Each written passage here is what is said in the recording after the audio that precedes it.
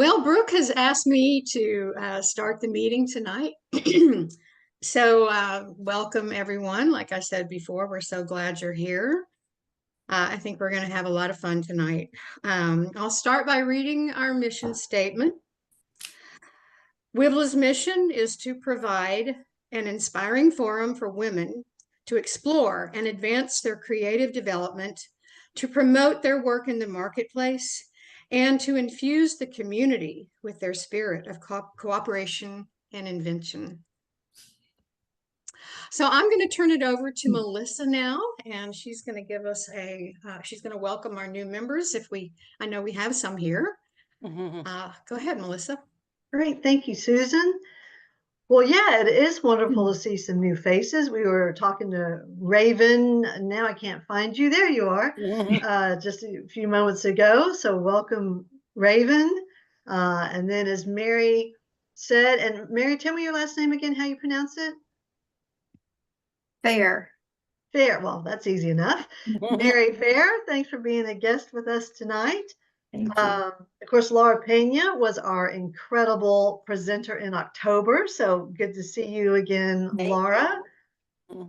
And let's see, Pat, we haven't seen in a while. Wattel. I'm butchering names, I'm sure. But good to see you, Pat.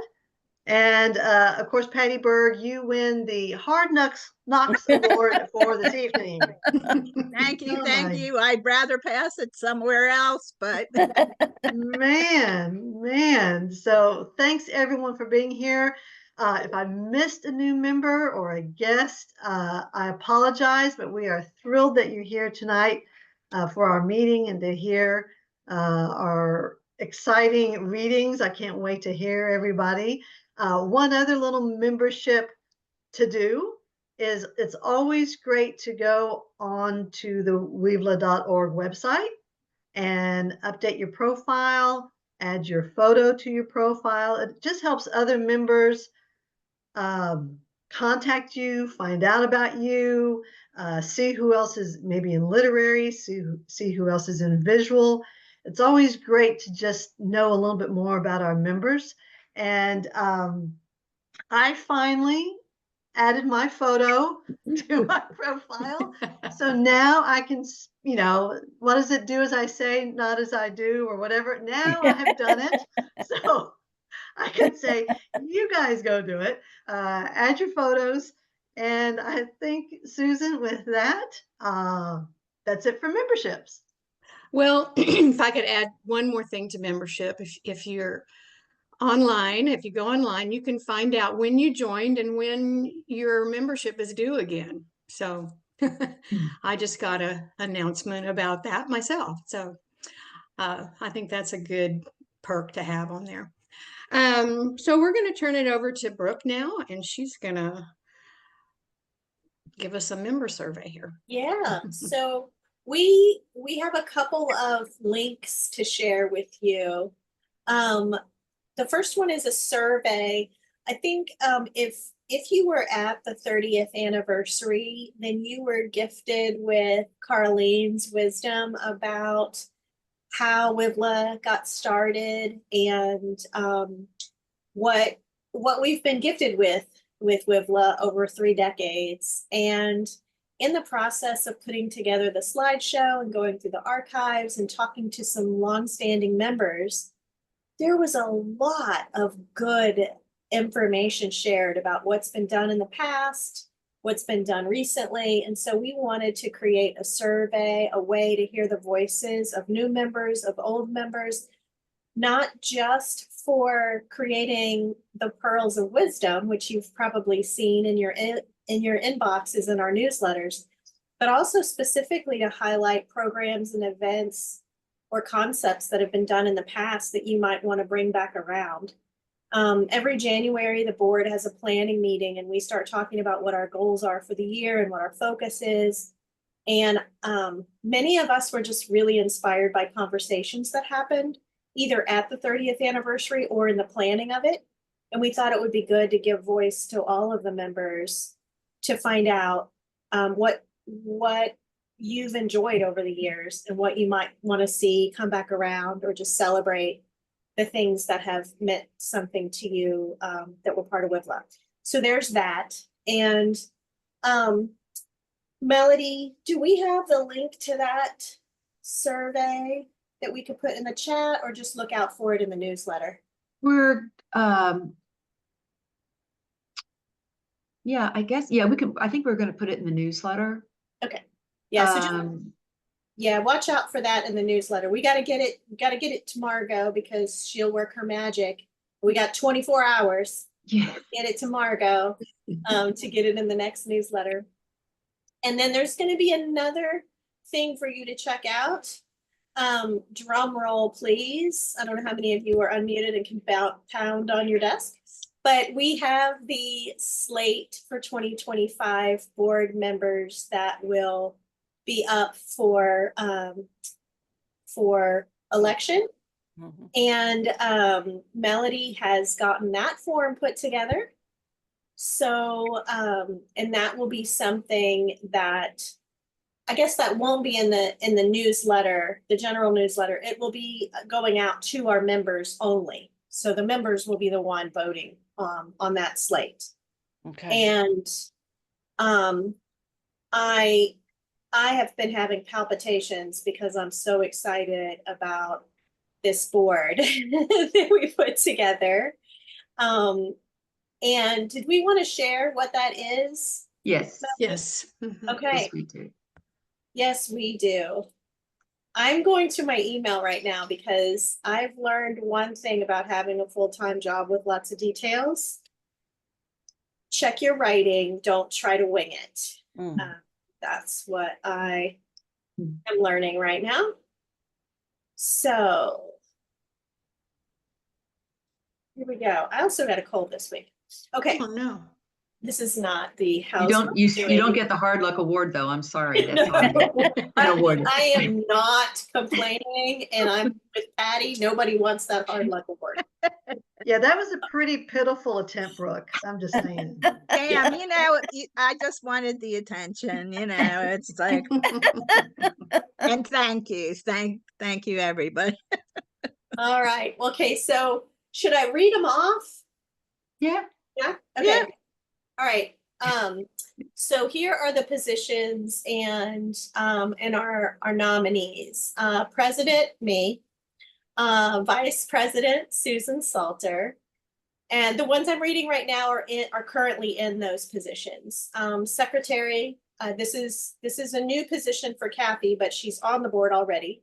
Kathy Crawford as secretary, Melody Locke as treasurer, membership, Melissa, programs director, Alyssa Davis, publicity director, Jamie Frontiera, and then we have co-chairs for visual, Shirley Beyer and Deborah Ellington, co-chairs for literary, Rebecca Chirac.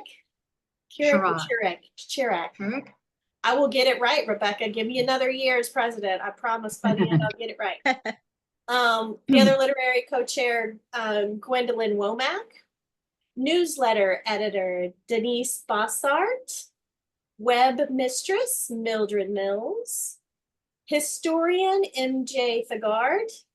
At-large director, Liz Plaster. And another at-large director, Marie Casamayor Harvey. So we will be sending those nominees out to the members. Yeah, real soon. And seven of those people have never been on the board before. So it's a nice, we like to keep the board fresh with continuity and new ideas. Yeah.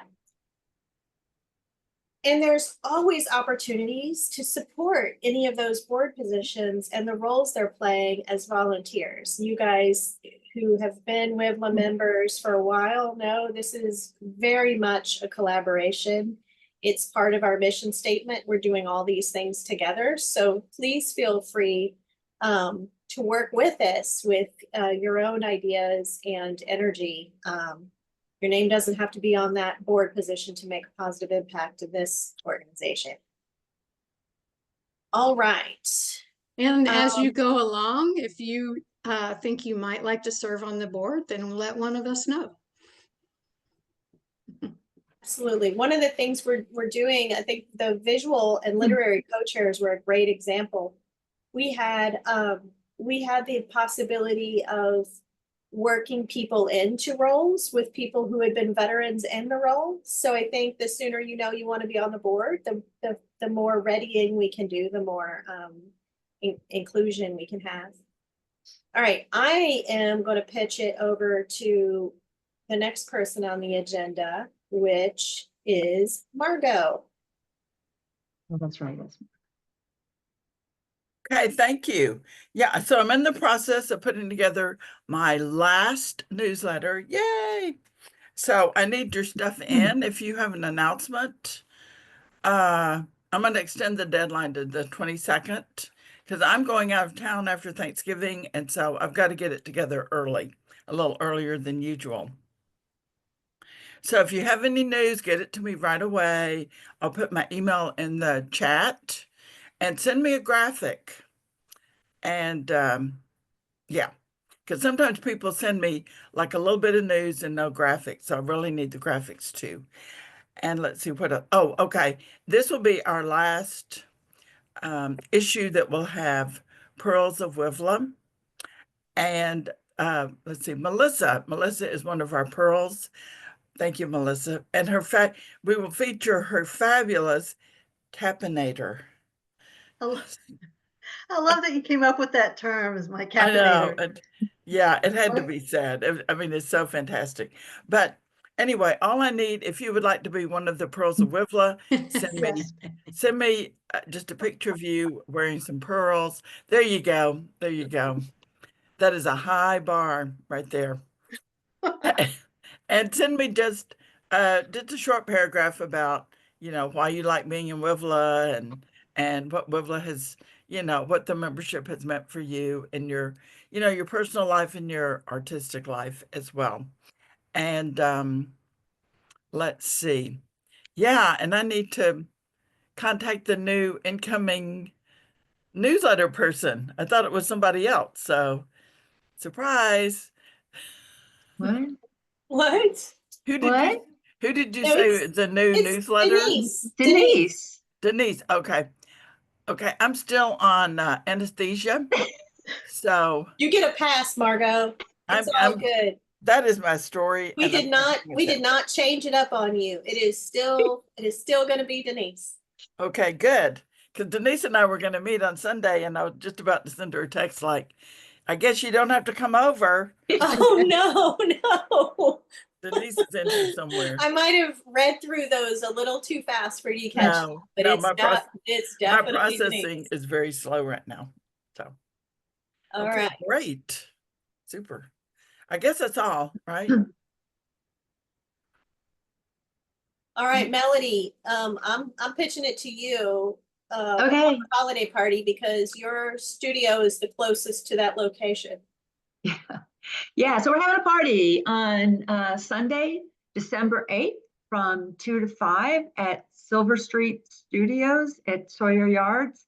The calendar, the WiVLA calendar has the information on there. If you have not been there before, there's kind of like a little map and some instructions and the address to set your GPS to find it if you have not been there, because if you set it to the actual address, you'll go to a salon and they're closed on Sunday anyway. Yeah. Also on the calendar page is a link to Sign Up Genius where you can sign up to bring something to the party. I think we've already had people sign up for the plates and the napkins and stuff like that, but we still need some goodies so far. Also, we also want you to RSVP. Of course, it's free, but it's really helpful to know how many people are going to be there so we know how much food we need. Right now, I think I have 19 we have 19 reservations, but we're just getting started. So yeah, get on the calendar and RSVP, and if you can, sign up to bring something. It's always been a lot of fun. Of course, we'll take a group photo. And I'm going to pitch it back to Ms. Salter. That's like Susan. Yeah. I had to look down and see what it is I'm supposed to do now. Uh, in January, we have a fun event. It's called Circle of Five. And it's a very fun event. We meet on Zoom as usual, but we divide our participants that night into groups of five. And during that time, you can show some new work. You can read a new something new that you've written. You can sing a song. You can you just talk about something that you're doing right now that you're excited about, that you're involved in. We want to hear from you. It's a great way to get to know some of our other members because it's a small group, and that will pretty much consist of that will take up our whole meeting on next during our next meeting in January. Anything you want to add, anybody, to that? We'll have multiple circles of five Yes, we during the will, yeah. meeting, so you'll have Mhm. chances to meet lots of different people. Oh, you're saying that it won't be just one circle of five. We'll give it a time limit and then we'll go to another circle of five. Yeah. Okay. Yes. We won't call it speed dating, but it's similar in how fast you get to meet several people in smaller groups. So the date again? That'll be is it the second Tuesday, right? Mhm. Third Regular Tuesday, meeting day. Third. Third Tuesday in January. So it's our January member meeting. So it runs on the same schedule as our other member meetings. And we come back together as a whole group and then kind of talk about some things that we discussed in our circles. Do a wrap up, right? yeah. Yeah. Mhm. Oh, well, I should pitch it back to you, Susan, to pitch it back to get our readings going. Yeah, let's get those readings going. We're going to pitch it back to over to Ellen and Rebecca. Hey, I think that's gonna be me. Ellen couldn't make it tonight. Oh, that's right. So Yeah, she's not here. yeah. Yeah. So just like the April Poetry by the Bay, I can like introduce the speaker by name, but I'm not gonna be able to, give a full introduction because I'm relatively new. So readers, if you wanna, tell us about yourselves before you start, please feel free. Okay. Okay, McStay, the stage is yours. It's me, Melody.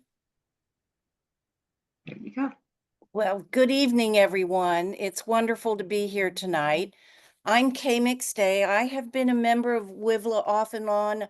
I guess it's a total of about 10 or 11 years now, but there was a break in there somewhere, and I've served on the board and did newsletter for 3 years.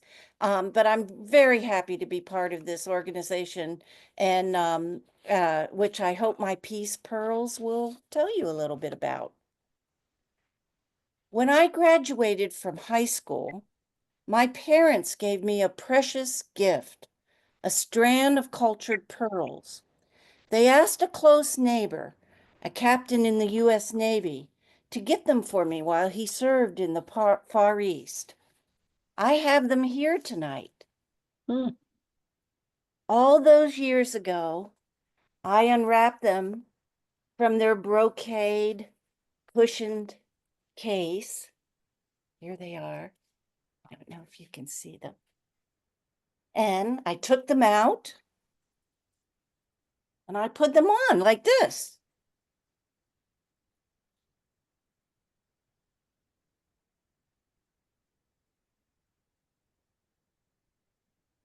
That was in June 1969 in a small town in Pennsylvania. And although miniskirts and go-go boots and flower power had rippled into the town, young women still had a need for a strand of pearls, for that tailored suit, that pretty flowing blouse, for that little black dress. So 2 months later, I packed my culture pearls in their lovely case and went off to college Trinity College in Washington, D.C., run by the Sisters of Notre Dame de Namur. There in Washington, for the next 4 years, the anti-establishment and the anti-war culture clashed with my cultured pearls. We wore bell-bottoms and jeans with wide belts. We marched in D.C. and held hours-long meetings on campus about the war and questioned whether the campus should close. We protested with songs and banners and foul-mouthed language on campus and off. A string of pearls, not really useful, I would say, except I wore them when I sang in the Glee Club concert. I went to college receptions with them on. I wore them out to special dinners. I unwrapped them and put them on when I wanted to dress up. Fast forward through many years, many years. My husband, we were married in our junior year, gave me a lovely pearl bracelet and a pair of small, simple pearl earrings. I inherited 2 longish pearl strands from my mother-in-law. Various relatives gave me pearl or faux pearl pins for those blouses and suits that I was wearing to church, to volunteer, and to PTO meetings, and to work. When my mother died, all my siblings went through her jewelry. Along with several pieces of costume jewelry, I picked 2 lovely cultural pearl bracelets that I wore to the WiVLA anniversary party a few weeks ago. However, here's the thing. I believe the real pearl in my life is something completely different. It's something exceedingly valuable, fine, and rare. There's a Nigerian saying that goes, "A pearl is only a pearl once it's out of its shell." I only became K when I became a writer. This happened many years into my life, into my jobs at Rice University, and into my marriage. About 30 years ago, my husband went out of town on a 3-day business trip. We were empty nesters, and I settled down for a quiet evening, a glass of wine, well, maybe a couple glasses of wine, in front of an empty tablet of paper, and I wrote a 10-minute play, my first. And I realized that I had been thinking about that first play, The Concrete Tent, for almost 20 years. Astonishing, valuable, and rare. I submitted the play to the University of Houston School of Theater and Dance and its call for playwrights, and I won a coveted spot in Mr. Edward Albee's semester class on playwriting. I would go to the class in the middle of my workday. I don't believe that I wore any of my strands of pearl to class, but I bet I wore a faux pearl pin or 2. Pins on my suits or on my blouse collars were my fashion style for a long time. In the playwriting class, I met many playwrights and Louisa Smith. And through her, I met Donna Perkins, who was in Mr. Albee's production class. Louisa and Donna invited me to WiVLA monthly meetings at the Printing Museum. I demurred. I procrastinated. I made dull excuses. Finally, I attended a couple of WiVLA meetings as a guest. WiVLA helped pry open the oyster shell that I held clasped around me in the flow of my life. The organization and its brilliant artistic women found the fine, the rare, and the valuable pearl of great price inside, the pearl of my creativity. Thank you.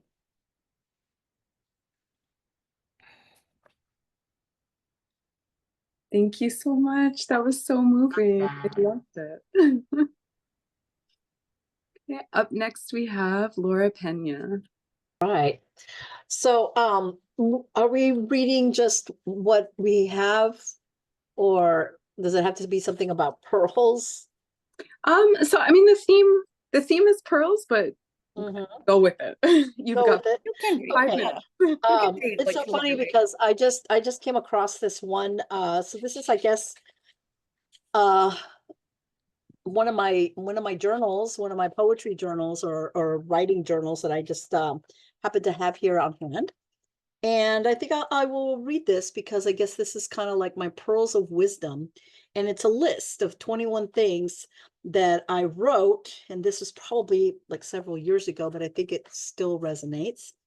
And I took it from a workshop of creating a to do and don't do list for yourself when you were 18. So if I could go back to my 18-year-old self, this is what I would tell myself. So here's my pearls of wisdom for my 18-year-old self.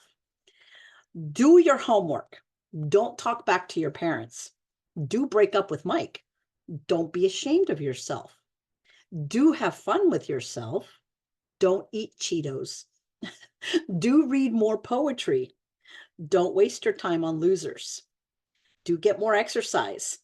Don't drink. Do eat healthier. Don't give up so easily. Do be nicer to your brothers. Don't silence your voice. Do speak up when you don't like something or someone. Don't be afraid. Do cultivate friendships with people who matter. Don't be so sad. Do get involved in more school activities. Don't waste your youth. Do know that you are beautiful.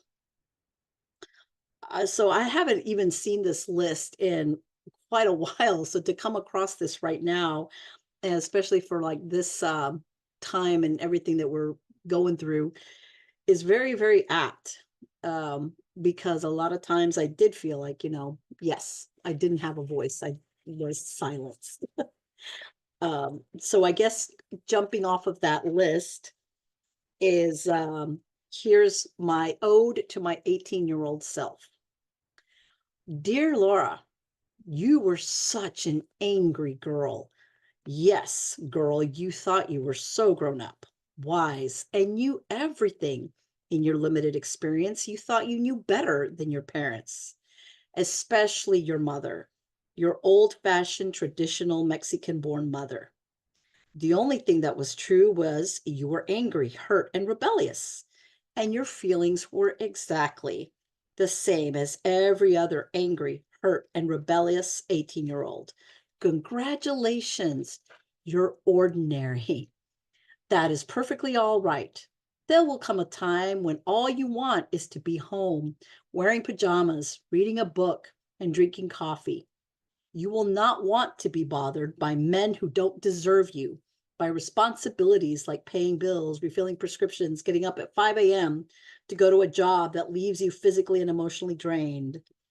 So much energy you wasted being pissed off at your parents. So when the truth is, parents, husbands, lovers, friends, and children will always piss you off. Even your own damn self will piss you off. The question is, have you learned how to handle the anger? You're approaching 50, and 32 years is a long time to still be angry and stuck in the same place. What have you learned? The sincerest desires for enlightenment. So I like that, that I've come across. I think that's apt wisdom to myself, you know. So, yep, that's it. Thank you. Thank you Thank so much for sharing you. that. I'm glad that you found your voice, and I kind of hope Mike sees this on YouTube. Yes. Thank you very much. Okay, up next is Celeste Budwit Hunter. Okay. This is called Jewels. Marking my place in a book of poems by Ada Limon is a business card, primary red and surgical white. The colors of urgent salvation. I found this coincidence with my morning coffee. The words that open my heart embrace the card from the hospital that keeps me alive. Nothing stands alone. I'm not saying I believe it, but as the metaphor goes, all of existence is a net, Indra's net, that stretches through space and time. A pearl shimmers at each junction in the net. So there are an infinite number of pearls at an infinite number of crossroads.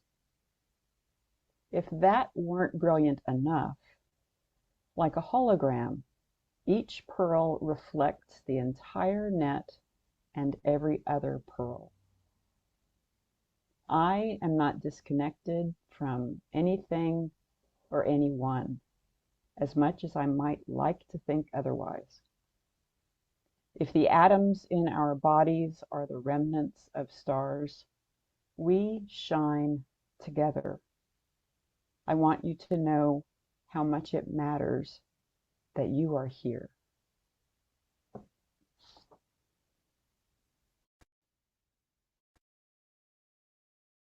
That was beautiful. Thank you. Okay, up next is Denise Bossart. Hi, you guys hear me? Okay. So I am Denise Bossart. I am literary and visual, and I'm going to read a short story, kind of down memory lane. It was really fun to try to figure out how to write on the theme, because I'm not one of those ladies that has pearls. So, but I did recall something about pearls from when I was young. So this is called State Fair Oysters. My dad was an Illinois farm boy. During the Korean War, he was stationed in Germany and then used the GI Bill to attend college, eventually becoming an air surgeon. Instead of spending his money on fancy cars and us joining the country club, my parents showed ponies and my sister and I went to horse camp for summer. We spent summer vacations traveling to the local horse shows in small towns near our home in Springfield, Missouri. We also went to the state fairs across the Midwest, Illinois, Indiana, Ohio, Oklahoma, Tennessee, and Kentucky. Our horse trainer, John S., and his partner, Leonard, would trailer the ponies in for the local shows, and we'd meet them there. John would show the Hackney ponies in shining harnesses pulling fancy carts. My father drove our road pony, Dolly, who had been a race pony until she was retired and became a show pony. My mom sewed a jacket and hat in my father's colors, peach and black, out of shiny satiny material. And we'd get to watch my dad proudly wearing those colors in the show ring as he drove Dolly at all the 3 show speeds, while an organ player accompanied the action. We all couldn't wait until the announcer growled out, "Turn them on!" Then my dad would bellow, "Yeah!" And Dolly would take off at a racing, rushing past the other ponies, but Dad leaning into the turns. Dolly wasn't the prettiest pony in the ring, but she could make it look like a real roadster race. Dolly and my dad, John and the Hackney ponies, were very successful. My parents had a huge glass printed cabinet installed in our basement that took up an entire wall. They filled it with trophies they had won, including some plates with winners' names on the back that you had to win the trophy 3 or more times to keep it. When we went to the state fairs, we housed the ponies in barns of stalls on the grounds. Each stable would have its group of stalls, and the stall closest to the main hallway was decorated with stable colors, peach and black for us. My sister and I would run wild all day at the fairgrounds, but knew we had to be back at the stables at a certain time for the show times. Until then, we'd gorged ourselves on cotton candy, elephant ears, and miniature donuts. The automated donut machines with their conveyor belt of tiny donuts were fascinating to watch. Our favorite treat was the t-shirt store. It was a big trailer open on one side with a counter and printed t-shirts of all kinds hanging on the wall behind the staff. The t-shirts had cartoon characters and animals, real and imagined, and all types of funny and sarcastic things. You tell them your size and the number of the t-shirt on the wall, and then they'd hot press print t-shirt for you on the spot. Oh, the smell of melted plastic when they handed those warm shirts to you. I wish my mother had made a t-shirt quilt of all those shirts. It would be amazing to look at and see what caught our eye as kids. One of the most fun things at the state fair was the oyster booth. They were indoors with the merchants selling all kinds of things from furniture to kitchen gadgets. They were small booths with tanks of salt water, the bottoms covered with oysters. You'd hand the person behind the tank a few dollars, maybe $10, but that was a lot in the 70s. Then they pull out an oyster you pointed to and open it up right in front of you. Once in a great while, there'd be a pearl inside that you got to keep. When I learned about the theme for this reading, I remembered the oysters booths and the state fairs. I called my mother to see if she remembered too. She did. And while we talked, she went through her jewelry to see if she could find one. I remembered a black pearl. She remembered a large pearl that the person at the booth wanted to buy from her, but she had refused. She couldn't find the pearls, lost somewhere over time, but we had fun sharing the memories. Thank you. Thank you so much. I love the variety and imagery that we're being treated to with this theme. Okay, up next we have Jean King.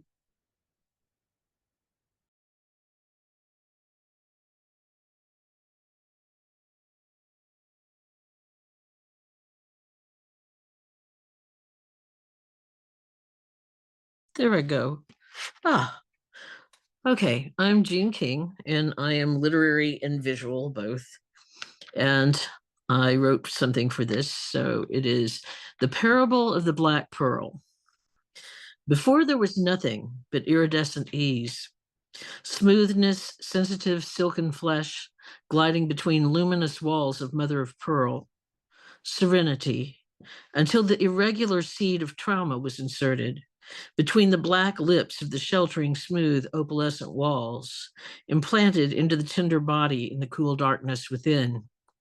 Turning and writhing, attempting to escape the agony, the slicing by the sharp edges of this sliver of a seed, the sting of salt in raw, opened wounds.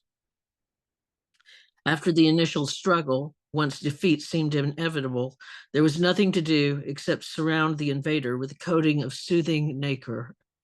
Slowly over time, layer after concentric layer, each layer smoothing and enlarging the enemy within, wrapping it in tears and anger in the beginning. Then attempts to barter the way out of the pain in exchange for peace, surrounding and serving offerings of balance and protection with no hope of success. Followed by melancholy at the realization of this never-ending suffering. Finally, at a point of desperation, one last coat of nacreous acceptance and a oneness at last. The source of pain and injury now coated in a luminous aubergine cloak of wisdom and infinite knowledge. From detritus to treasure, the transformation is complete.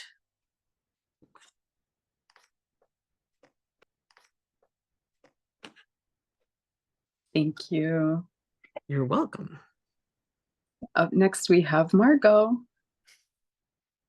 So I like to write and perform and make videos, and I like to play with photo apps. So that's kind of me. The thing I want you to know about me today is I've already told some people I had this procedure that gave me propofol, which makes me feel like I'm hilarious. Apparently that's not true, but it is in my own head. So when I was getting ready to check out, and so I had this procedure, then I went to my cardiologist, and so I went to check out, and this cute young man said, "Are you here to check in or check out?" I said, "Well, we can check out, but we can never leave." And he gave me this sick look like boomers. Anyway, so that's me today. So my piece is called Pink is My Second Favorite Color. and it was inspired by a portrait in the Ekphrastic Review. Pink is a poem about pink, not hot pink, not the pale pastel pink of gingham and ruffles and lace, but sizzling pink, electric pink, eye-popping art pink. Pink is hand soap in the bathroom of my elementary school. A whiff of it lingered on my hands after I rinsed them. Why does my nasal septum love it so? Where could I find this olfactory magic that shoots my memories back to childhood? Pink is a pearl necklace I wore in 5th grade with a brown sweater set. It made me feel like a movie star. When my boyfriend crooned, "You look pretty today, Margaret," I retorted in my best Scarlett O'Hara voice, "You're just saying that because I have on pink pearls." Pink is health, and that nasty chalky drink I gulped after a night of too much drinking and smoking. But no amount of hangover treatments could put me back in the pink. Pink is my face that is flooded with rose when my naughty girl pops out, and red when a man tickles me pink. Thank you. Oh, that was delightful. Okay, up next is Kathy Crawford. Have you pinned? There we go. Oh, Now you're pinned. oh, okay. Okay. But I did write an ekphrastic flash, and I put a link to the artwork in the chat. Now I am combining what I would have written for the Haunted Holidays event, but I could not attend. And I'm using a black egg versus a black pearl. So, all right, there we go. The day after the desert burned, she placed her palms on top of her thighs, straightened her spine, and considered the scorched, lava-like ground and fiery skies, her gaze a side-eye to those who ignored the warning signs of Earth's destruction. The shade of her muted blue cloak and yellow gown a stark contrast with the dull orange and dark brown around her. With the rise of a pungent, musty smell, eyes soft with tears, mouth dry, she wondered what was possible amidst these ashes for humanity. The ebony oval-shaped egg floated above her lap, as if encircled by an invisible nest, not quite a part of her, but a symbol for the birth of a new beginning, with the eventual emergence of the yodel-type creature contained by its shell. The egg a talisman to ward away the malevolent spirits surrounding them. As the guardian of the preserved egg, she and those who survived were granted a 7-year cycle to delve into the depths of their soul, seek wisdom and enlightenment, and turn their hearts and minds towards a brighter, more forgiving future.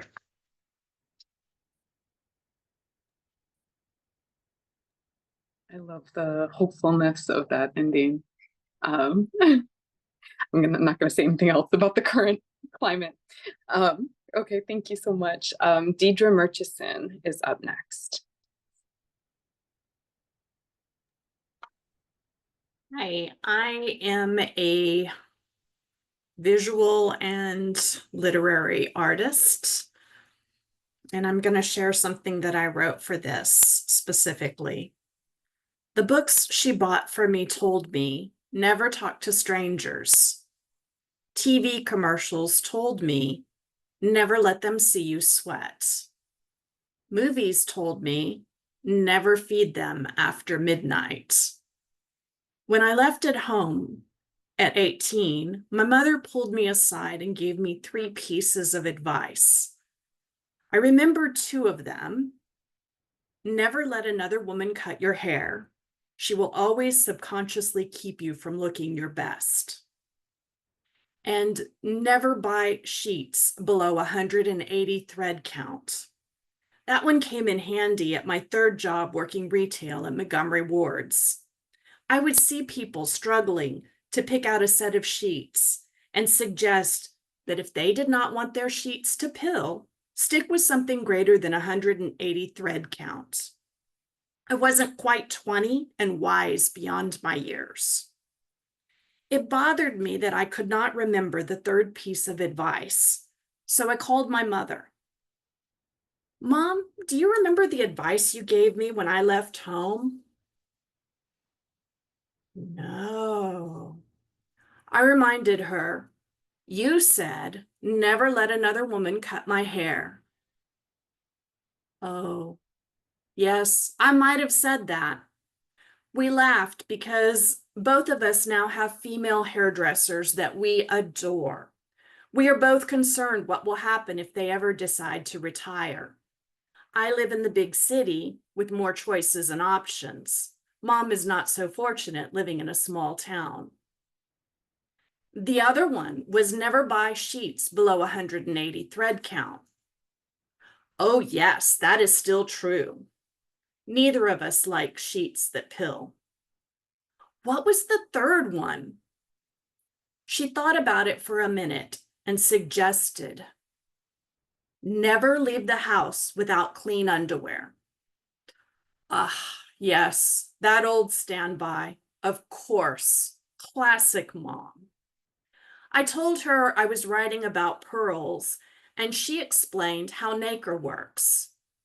We were not sure how to pronounce it, and it took me a minute to figure out what she was talking about. I had never heard the term and went on a quick trip down Google to learn more about pearls and the violent harvesting methods. Mom said that Jerry got her a set of pearls when we were in Japan. She took them back to the exchange because she thought he spent too much. Her friends thought she was crazy. At that time, Mom was sure of her choice, but now reports that she regrets that decision. I think about what pearls of wisdom I would give to my hypothetical daughter. Mom would have made an excellent grandmother. She would have spoiled that child rotten. She treats my cat like royalty, and I sometimes wonder if she likes Bevo Kitty Longhorn III more than me. I suppose my pearls of wisdom would be a bit more refined. Clean underwear don't matter if you get in a wreck and lose control of your bladder. I would suggest that she find a hairdresser that loves her hair as much as she does or more.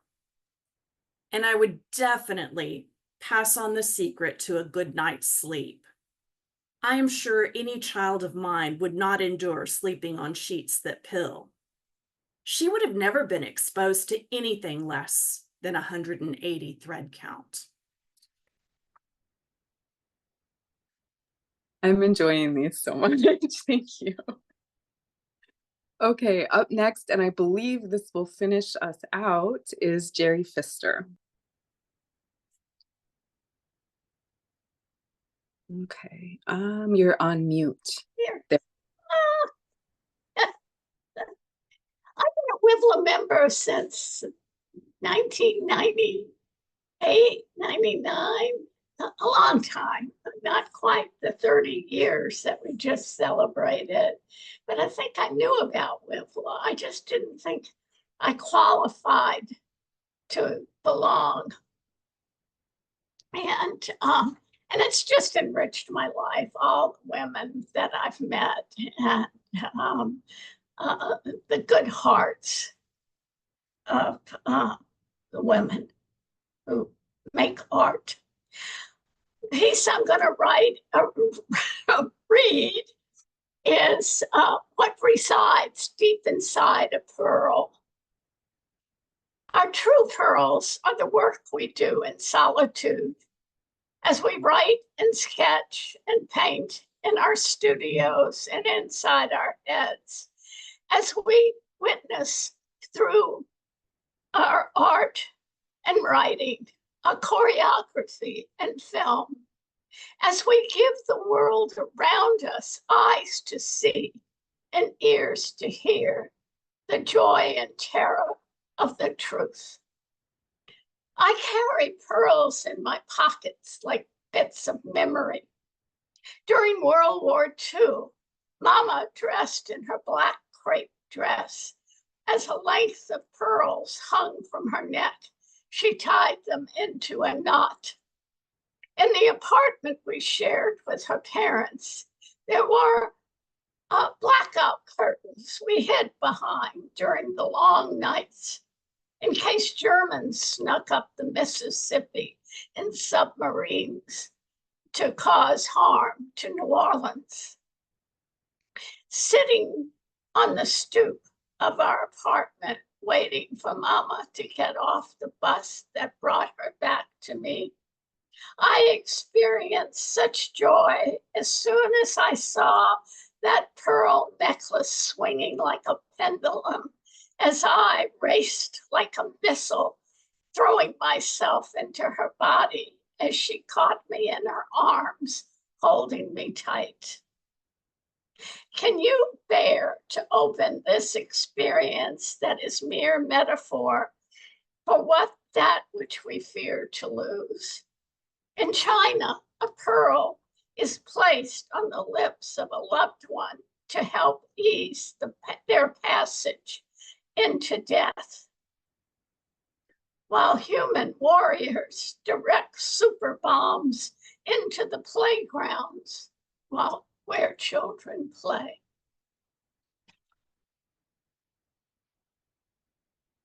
Thank you. Wow. Okay, thank you so much. And I think that is the end of our literary readings. Ellen was also signed up, but she couldn't make it. But thank you, everyone. Thank you. These were great. Yeah, I kind of wish everybody would like go off mute and clap because that was incredible. I don't know how that That's a good idea. They're Yay! awesome. Really great. Wow. All right. So I'm going to take it, Susan, only because I didn't fill out the agenda for what happens after. Go ahead. Left you hanging out there. So what we do when we have time left over after the program part of our member meeting is we open up the mic for members to make announcements. You may want to share a class or a workshop that you're doing. Jo Zider wants to share some beautiful image that she has on the screen. But the rules are that you share for, we could probably share for a minute and a half, maybe 2, depending on how many people want to share, just to give enough space for anybody that wants to share. I guess that's it. It doesn't have to be directly WiVLA related. It could be your own practice. It could be a workshop you're teaching somewhere else. Tell us what you're doing. And celebrating wins. I'll go first. Just realized I have a win to share. I hardly ever do. I submitted, feels like it. I have never gotten anything but a rejection letter when I submit writing, but I just got word that 2 of my art pieces I submitted for a publication will be included in a magazine. So yay for that. That's a first for me. Okay, something like that or similar. Who's next? Well, this is from Kathy. Margo. Oh, Joe. This is from Margo. Oh. There you go. That's awesome. Awesome. Some pink for Margo from Joe. Love it. That looks like Margo too. I Oh, yeah, it does, sure. in my bathroom all the time. If you have cataracts, sure. picture. I just put a link in the chat. There's a reading for the Bayou Review that's launching on Tuesday from the University of Houston downtown, and I have a story in there, so I'll be reading. There are a few other Houstonians that are going to be reading. I don't know if anybody else in here is in this issue, but join us if you can. That's next Tuesday, you said? Next Tuesday afternoon, and there's a Zoom link in there. Okay. I think it's 2:30 because I put it on my 2:30. calendar. Oh, Yay! Yay. Also, hi, Carol. I just went over to page 2 and saw you. Trying to make sure everybody gets greeted. Okay, raise your hand, digital or physical, and let's see who wants to share next. Denise. I recently had 3 of my photos get accepted for an online magazine. I had submitted both a story and photography, and the photos got in. But what's funny about it is that it was the theme of haunting, and the photos I submitted look like beautiful abstract art, and I'm really was pleased to submit them because I thought it would be a perfect fit. But what they actually are is, when I went over to a small town in eastern Texas, as wandering around as I do with my photography that I do, and wandered behind a building, and there by the dumpster was some cardboard, and someone had been spray painting various objects.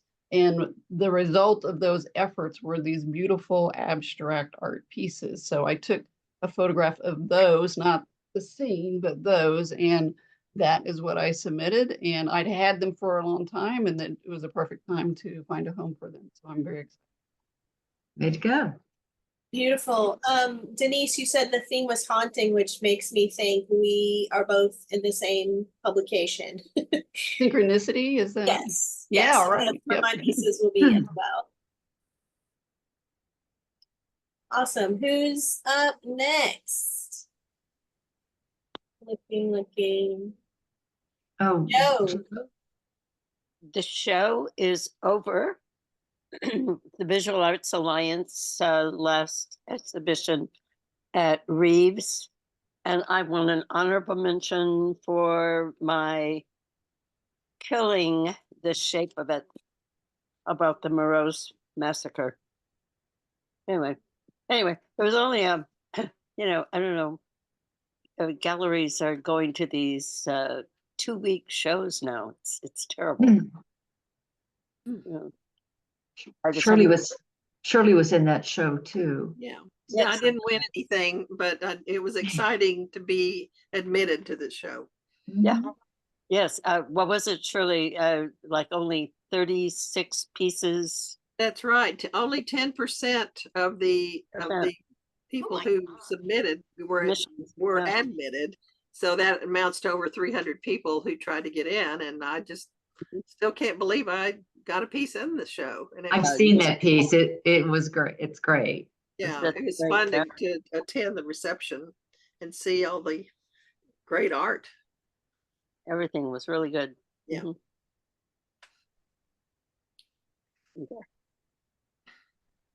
I have an announcement or two. Hi there. I see Patricia Waddle is on the Zoom here. We're both members of the Houston area Artists Society, and they had an exhibition last month, right, Patricia? And I got first place and best of show with an abstract and a prize. Yay. That was like amazing. A cash prize. That's the best kind. Yeah. And Also, the second announcement. I'm sorry, Carol. Go ahead. Oh, I'll finish what you're saying. Well, I was just going to say I see another Houston Art Society member, which is Raven. Hi, Raven. I'm glad to see that you're in another organization with me. Thank you. You too. And back to Carol. Yeah, and the other really big thing that I'm just kind of overwhelmed about, 2 of my watercolors and in a garment have been accessioned into the Cooperstown Baseball Hall of Fame permanent collection art gallery. Yeah. Wow, wow, Yay, wow. way to go, Carol. Oh, That's that's a lot. amazing. Oh, Yeah, I've so- been there. That's Awesome. fabulous. I've been there too. Congratulations. Nice. Good.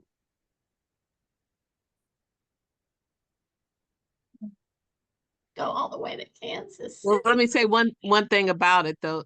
The two abstracts, which is our era of painting, you know, the collage and everything, they're the first two in their collection like that.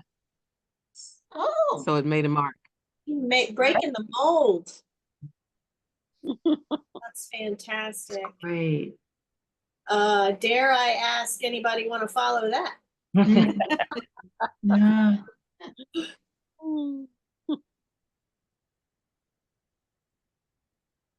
All right.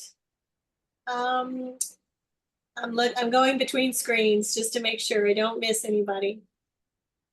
Okay, well, it appears that we're going to wrap a little early. So if you haven't already, mark your calendars for December 8th for the holiday party.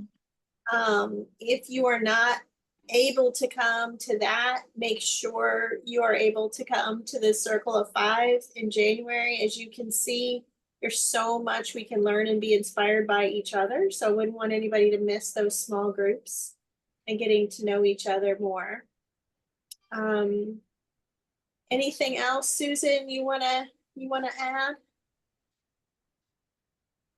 No, I don't think so. I just really enjoyed the readings, and it's good to hear from the literary people. It's really good to hear that, and uh, just the depth of the writing is very, very inspiring. So thank you all. Awesome job. Thank you. Yeah. Hope to see you all in person or online very soon. December 8th. And happy Thanksgiving. Yeah. Happy Thanksgiving, everybody. Yes.